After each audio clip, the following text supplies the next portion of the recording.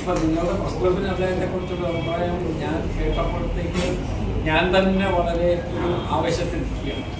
കാരണം അതേ അഭിപ്രായം നേരത്തെ മനസ്സിൽ കൊള്ളുന്ന ഒരു വ്യക്തിയാണ് ഞാൻ. അതിൻ്റെ വിടുപിടിക്കാനായിട്ട്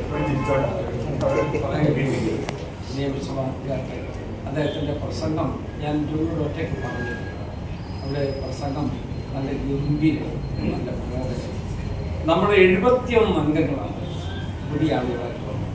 ആദ്യമായിട്ട് നിയമസഭ എന്ന് പറഞ്ഞാൽ 140-ൽ 70+1 ഭൂരിപക്ഷം നമ്മുടെ പുത്തനായി ഉണ്ടാകും.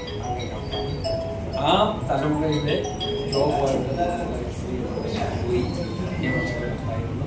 ഞാൻ നിങ്ങളുടെ സാന്നിധ്യത്തിൽ ശ്രീ ജോയിയെ നിറഞ്ഞ മനസ്സോടുകൂടി അഭിനന്ദിക്കുന്നു.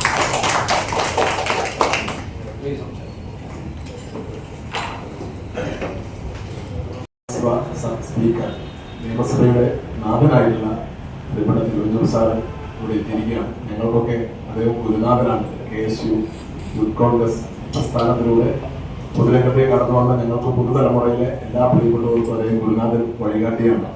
കേരള നിയമസഭയിൽ ഞങ്ങൾ ഒരുപാട് പുതുമുഖങ്ങളുണ്ട്. ഞങ്ങളുടെ ഹെഡ് മാസ്റ്റർ കൂടിയാണ് അദ്ദേഹം. ഒരു ശിഷ്യഗണങ്ങളെ ഒരു തുല്യമായ സ്നേഹത്തോടെ ഞങ്ങൾ ചേർത്ത് പിടിച്ച് എല്ലാ തരത്തിലുള്ള പ്രോത്സാഹനവും നൽകുന്ന അദ്ദേഹം കേരള നിയമസഭയിൽ വളരെ വ്യത്യസ്തനായ ഒരു സ്പീക്കറായി അദ്ദേഹം മാറിയിട്ടുണ്ട്. പതിറ്റാണ്ടുകളുടെ ഏറ്റവും കൂടുതൽ കാലം നിയമസഭാ സാമാജികനായിരുന്നു. ആ അനുഭവ സമ്പത്തിന്റെ വെളിച്ചത്തിൽ നിയമസഭാ സ്പീക്കറായ ഒരു പ്രത്യേകതയാണ് അദ്ദേഹത്തിന് ഉള്ളത്. തീർച്ചയായും അദ്ദേഹത്തിന്റെ അനുഭവ സമ്പത്തിന്റെ വെളിച്ചത്തിൽ നമ്മുടെ നിയമസഭയിൽ നമ്മുടെ ജനാധിപത്യത്തിന്റെ ശ്രീകോവിലൊക്കെ ഒരു പുതിയ തലത്തിലേക്ക് പോകുമെന്ന് ഉറപ്പാണ്. തീർച്ചയായും ഈ മലപ്പുറം പ്രസ് ക്ലബിൽ അദ്ദേഹം കടന്നുകൊണ്ട് നമ്മുടെ മലപ്പുറത്തെ ആദ്യത്തെ ഔദ്യോഗിക പരിപാടി നമ്മുടെ പത്രക്കാരെ വരുന്ന മുഖാമുഖം പരിപാടിയാണ്. ഞങ്ങൾ വിസ്മരണത്തിൽ പങ്കെടുക്കുന്നതിന് വേണ്ടിയാണ് അദ്ദേഹം വന്നിട്ടുള്ളത്.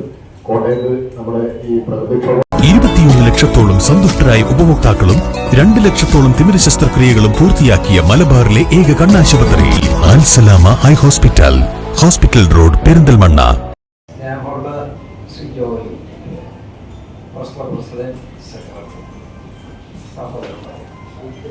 എനിക്ക് മലപ്പുറം വളരെ സന്തോഷമായിട്ടുള്ള ഓർമ്മകൾ സമ്മാനിക്കുന്ന ഒരു സ്ഥലം.